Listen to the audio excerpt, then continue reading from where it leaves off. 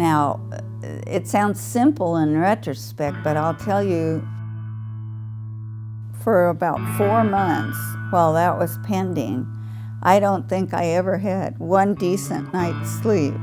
I ended up taking Valium because I kept seeing the gallows.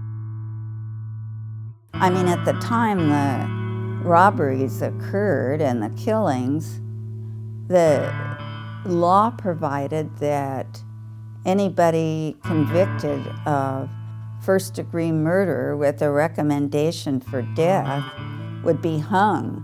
So let's say I tried the case and lost, and you were found guilty, and the judge entered a ruling of death by, execution.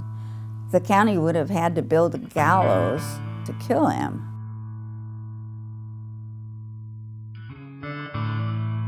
So I kept seeing these wooden gallows in my nightmares.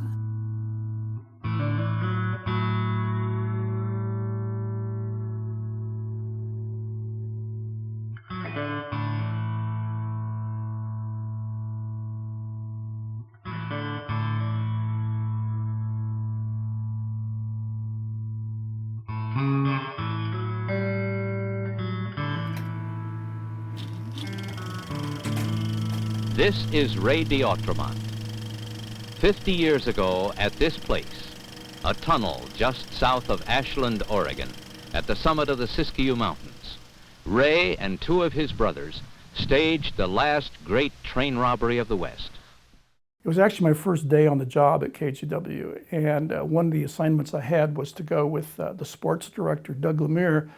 We were in the news car driving down the street when I noticed behind me was a police car with its lights going on and wanting to pull me over. And of course, I was extremely upset because it was the first day on the job.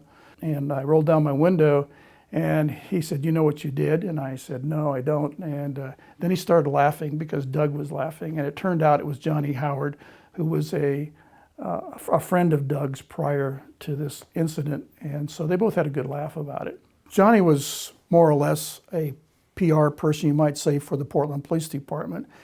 And he was typically assigned to be security for motion picture companies that would come up into this area and make a film.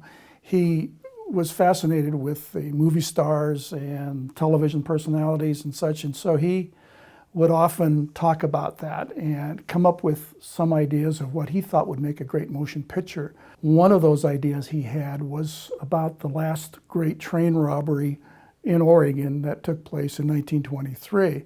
He started talking to me and to Richard Ross about that time regarding the D'Autremont brothers and what had happened during that crime. I became very interested because it was just the story about the 3 brothers and such, and I thought it would also make a great documentary, if not a motion picture.